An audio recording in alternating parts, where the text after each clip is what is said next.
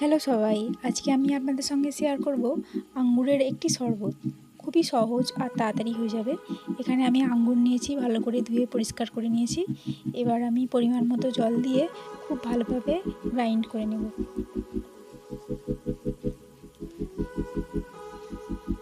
Grind করা হয়ে গেছে। এবার আমি একটি গ্লাসে 1 চামচ মতো চিনি দিয়েছি। এবার আমি যে আঙ্গুরের রস বানালাম সেটি দিয়ে দিচ্ছি।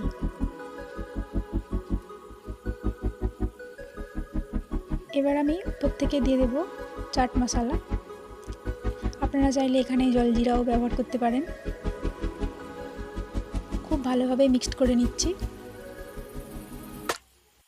মিক্সড করা হয়ে গেছে। উপর থেকে আমি আঙ্গুর দিয়ে এইভাবে সাজিয়ে নিয়েছি। আপনারা অবশ্যই তৈরি করবেন, দারুণ খেতে।